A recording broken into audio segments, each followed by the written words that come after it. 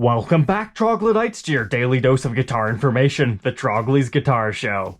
So I got a text from my mom today asking if I could do a little favor for somebody that we both used to work with. So essentially, the story behind this little guitar that we have to talk about today is it was her husband's guitar. I think he passed away a few years ago, and it's just kind of sat around in the closet, and she wanted to give this to her grandson, you know, just something to remember his grandpa by. Because apparently he had some interest in learning guitar, but I mean, after looking at the shape of this thing, probably not the best guitar to learn guitar with, but a nice little piece of history to say the least anyways. So we're gonna go ahead and clean this thing up and learn a little bit about it. But you're probably gonna notice the brand name of this guitar is very strange. Wurlitzer. Wurlitzer on a guitar? I'm not even a piano guy, and I know that as a piano brand. I've never associated them with this style of a guitar. So the quick rundown here is from about 1965 into the early 70s. Wurlitzer made guitars in the USA, in Kansas. But after just a couple of years, they started to just import them and then sell them. I've heard stories from Italy and a few other countries that they would bring them in and sell them. So this is kind of like a late 60s type thing is my best guess. It looks like our serial number is 500-603. And despite saying Elkhart, Indiana, I'm guessing this is probably one of the import models. But for my research, this is the model 7741. But before we get too into cleaning this thing, let's just capture its condition as is. So unfortunately, our neck is definitely not at the right angle here. I mean, if you look down the neck right here, you can see that's really sunk down. And that's because somebody tried shimming the neck right there, but what they ended up doing was cracking the top. So that kind of sunk it even further.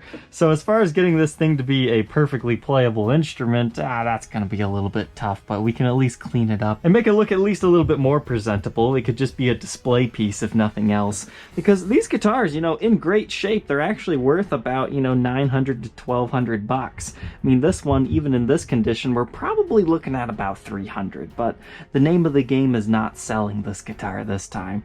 But you got lots of like micro cracks and finish checking going on. You've got a bunch of dead spiders and cobwebs within here. They just said they stored this in a closet for so many years. And unfortunately, we do not have an output jack over here, so I'll see if I can correct that, if it's just missing it, or maybe, who knows, maybe all the electronics aren't even working right. But moving on from our front here, the back is just in really poor shape. I mean, I thought that was just all finish checking, but it turns out those are cracks. So I'm gonna have to be careful when polishing this that I don't get any of that within the cracks, because that would not be beneficial for the guitar. You can see there's a little bit of a split where they used to join that. You can see the fretboard's actually raising up a little bit right here. That shouldn't be too much of an issue. But at least we don't have any breaks, cracks, or repairs, so let's go ahead and do our best with this thing on the workbench with the skills that I have. And who knows, maybe we'll get a playable instrument at the end of the day. The first step in most restorations is removing the strings. These were really decrepitly old flat wound strings. They were so rusty, as I was taking them off the tuning pegs, they were actually snapping themselves. So there's definitely no reusing these guys. It's times like these, though, that you're thankful your tetanus shots are up to date. And then I decided to go ahead and take off the tailpiece because, hey, we gotta get it off to clean underneath there anyways. And if we're going to take the time to clean it up, we might as well get rid of everything else on this guitar too. So we took off that pick guard, we took off the truss rod cover, and these pickups were kind of interesting to get out. I thought it would just be like a regular pickup system, but it's not. Not only do they have 4 securing screws for the plastic rings, but there's also 3 screws that secure it to a metal base plate inside of the guitar. We'll take a look at those up close here in a minute. I was going to take off the tuners, but I decided it was a little bit more work than it was worth. To make cleaning the guitar a little bit easier, I actually just took my sweeper to get some of those cobwebs out of here. Obviously, it's not going to get the caked on dirt and whatnot. For that, I just used some Virtuoso polish and cleaner. As you can see, it took quite a few times to really get this stuff off of it, whatever it is that was on top of this guitar. But this thing really brought this finish back to life. Instead of looking like that dull gray color, it now has this really nice tri-burst black into red into orange color. And then you can see all the shadows of like the tailpiece and the pick guard, the pickup rings, all that stuff. This thing just started to come back to life. So I pretty much just wiped everything down the best I could, either with the polish stuff or a little bit of goo gone. If you have a keen eye, you'll notice my sweeper accidentally picked up one of the inlays here, and I did not catch that until after I gave the guitar back to her. I just thought she gave it to me without the inlay, but I was able to find it in my sweeper later on.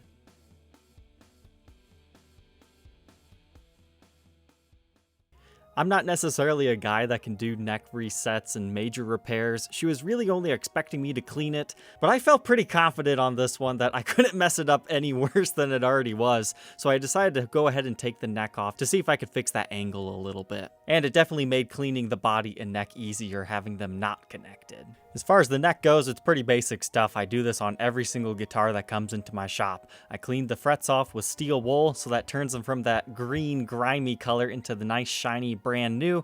I do it with the grain of the wood to kind of clean some of that up, then condition the fretboard with some lemon oil, and yeah, this is looking good.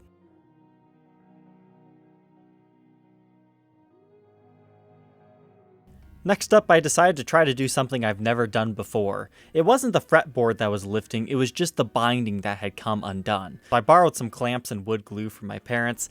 In retrospect, wood glue like this, probably not what I was supposed to be using. Maybe I should invest in some of that Franklin Tight Bond stuff or something, because that would make a project like this so much easier. This was semi-what successful in making it not as brittle feeling, but it was not a 100% complete success. It still stuck out a little bit, but it wasn't moving anymore. Next up, the question that would hinge the success of this whole project. Does this actually have an output jack in there that just fell in, or is it completely missing? I decided to fish around, and I could indeed hear it in there.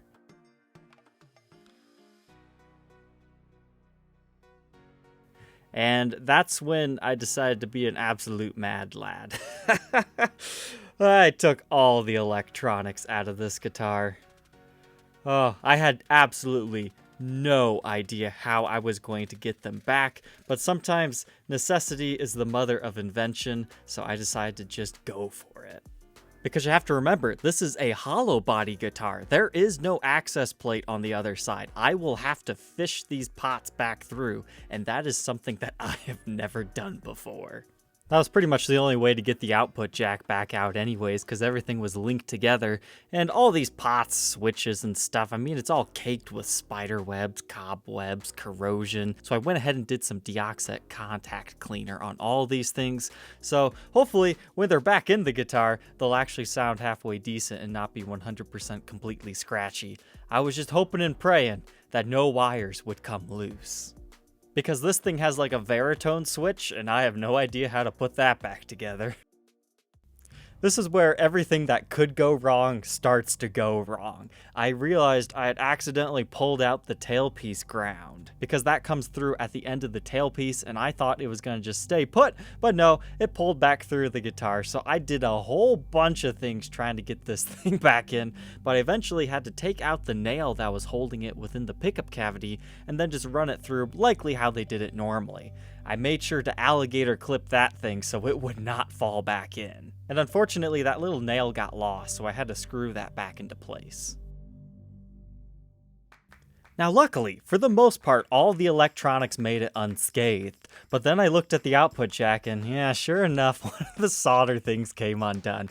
So it's like, dang it. At least I could see where it goes though. So I went ahead and fired up my solder station despite my soldering iron being absolute garbage. It's only hot in like one small area. But I was able to get that fixed and was hoping and praying nothing else would go bad with the solder job. And this is when I start realizing that I'm in over my head. I had a slight idea of how the professionals do it. I mean, they likely have nice tools, but there's tips and tricks that people have shared online that I've read because I've been curious about this. But after a long time of trial and error and looking at a few videos, I was able to finally get the toggle switch off camera because that's just how long it took. So with newfound confidence and trial and error with a bunch of stuff, I was able to get all these things back into place. Realizing now that this is a rite of passage for guitar modifications to fish the electronics through a hollow body, I did a victory how-to video. I'm sure if you had a little bit of fishing wire or some wire that you can strip and then have the bare parts to wrap around it, it would be even easier. But if you don't have any of that stuff, what I did have handy was this solder wheel. So I just undid that, and what you do is you feed it through the hole that you're trying to do, but first make sure it's nice and straight. Then you put it through here, and you just kind of fish it through the body until you see it come out the other side. Then you're going to need these little needle nose pliers, that's for sure. But sometimes if your hands are small, you can also get it. So this now has a nice direct line to right there, and it's going to help you line it up. But here's why you want to use the little solder bit I found. So these pots, I'm not sure if all pots will have this, they have a little hole through them. So what I do is I feed that through just enough so it's on there. And then I kink it at a 90-degree angle. Sometimes it'll fall off, but most times you'll be good, but you do not want a bunch of excess sticking out. Then we just simply drop that into the body here. Then we come over here, we just kind of fish it through like so.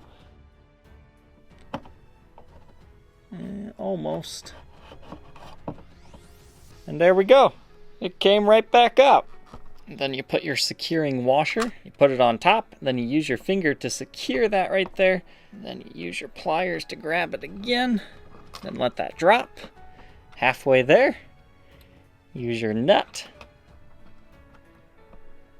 Do the same thing. Lock it in with your pliers.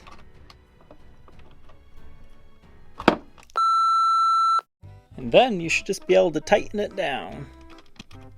Sweet, now we just have to do this baritone switch and we're all good here.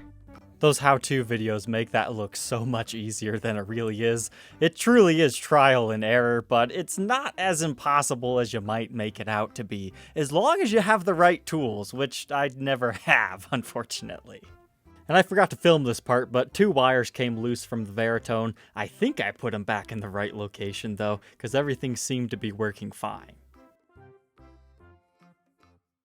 I'm crying tears of happiness.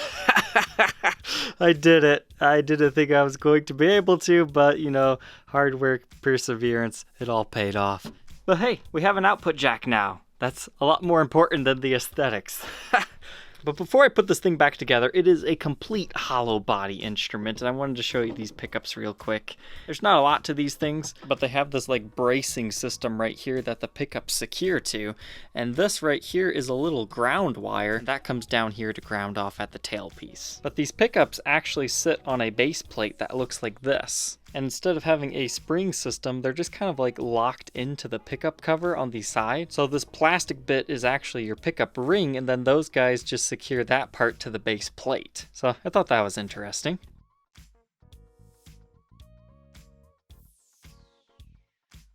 The last thing to really go wrong here is, unfortunately, the wires are no longer all tied up, so it does look a little bit cluttered if you look inside the F-hole, and I could not get the pickups to not be all the way standing up. And I couldn't remember if that's how it was originally, so I just decided to put the neck back on, string it up, and see what I could do. Unfortunately, it was not very playable, and that's kind of when I said, okay, it's ready to be picked up. I can't do much more for it. Alright, so all said and done, I think I spent 10 hours on this thing, polishing it, cleaning it, making it look as best as it possibly could without doing any major restorations here. It was a little bit out of my skill level, but now I can say I finally wired up a hollow body. I love how this like tri-burst tobacco sunburst finish came out of this. Like if you look at this at a particular angle and you don't see anything else, it reminds me of like a Gibson L5 or an L7, something like that, because it's just such a beautiful guitar. Going off that L5, it's like these guys didn't know what they were trying to copy here, because they've got like the 335-esque body shape. I think, what is it, a 330 when it's fully hollow? But you've got the multi-ply binding along not only the front, but also the back, but the back binding is just single ply. But the triple bound F-holes, that's a nice touch. And take a look at this neck, it's also got triple binding. Got a white, black, white. It almost looks like they did another black layer underneath it. I know that kind of looks like an area of wear, but it's so consistent up and down, I'm gonna have to say that was probably factory. I like the way the frets run over top of the binding, except for at the edge. The headstock binding feels like it's kind of been painted on though. But even the plastics are multiply. I mean, these are thick things. Even your pickguard has all that stuff going on too. This tailpiece kind of reminds me of like a guild or something. Because this neck, I mean, there's no way to get this in correctly. It's a kind of a weird angle. I'm not even quite sure how we got the neck to sit in there. I had a few wood blocks to kind of keep it up, but I wanted to get rid of the ones that were collapsing the guitar. And while those were being held in place, I just screwed it in and yeah, somehow it just worked. I mean, when I first completed this, the action was all jacked up. I was eventually able to get that down a lot further. I mean, your neck pickup, I mean, it's sinking, but there's nothing I can really do about that. As far as playability, you know, I'm kind of impressed it could be set as low as it is. As far as tuning stability, not the greatest, but it is what it is. As far as neck specs go, I mean, the nut is actually pretty skinny feeling, 1.66 inches. And then at the 12th, yeah, that is pretty skinny, 1.94, wow. Now keep in mind, that's with strings on, so it's probably like 0.8 at the first, and probably around 1 at the 12th. So it definitely has a C-shaped neck profile, but then it gets pretty beefy up here. Back's in pretty rough shape, I think we already knew that. I didn't take as much time cleaning this, because I figured it'd probably just be displayed on a wall somewhere. I mean, this crack is really bad. You can actually see the wood underneath there, and it flexes terribly. One of these days, I'll have to figure out how to glue these types of things, but it's really just not worth the effort on this guitar. Even the cheapest luthier's bill would exceed the value of this guitar. So, play it as is until you can't play it anymore. That's what I say on this one. But it is a bolt-on neck. What's kind of weird is it's almost like a glued set neck construction though. They've got the tenon and everything. I feel like you could easily convert one of these if you wanted to. I think that was just a cost savings feature. But it is quite a nice neck here. You actually have some flamed maple figuring within that, and it's 5 pieces with some walnut skunk stripes going up the middle. But all said and done, this thing weighs 5 pounds, 12.7 ounces. Let's go ahead, plug it in, and hear how this Wurlitzer guitar sounds.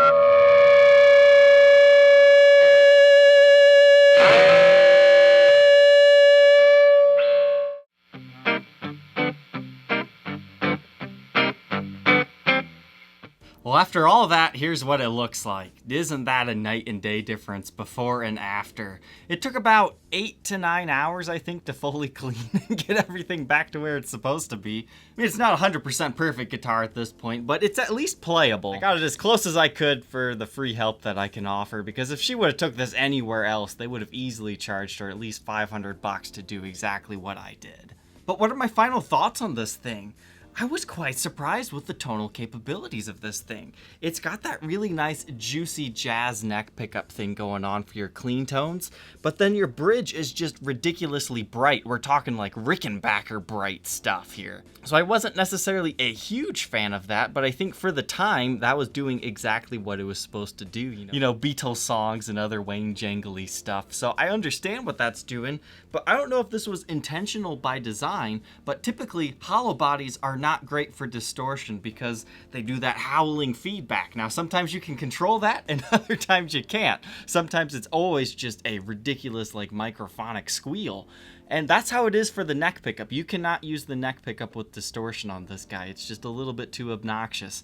But the bridge pickup lends itself perfectly to it. You don't get any of that. So you can get that full hollow body distorted tone. It's kind of unique. You get that Ted Nugent type vibe going on. So I was definitely surprised by the tonal capabilities of this thing.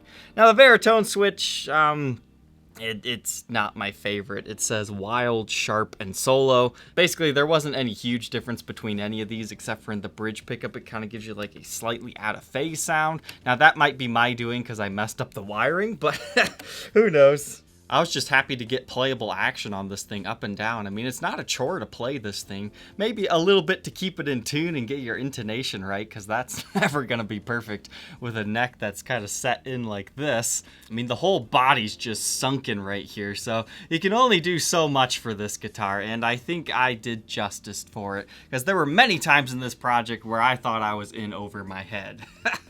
Just to catch some of the acoustic tones here, I mean, it's not too bad.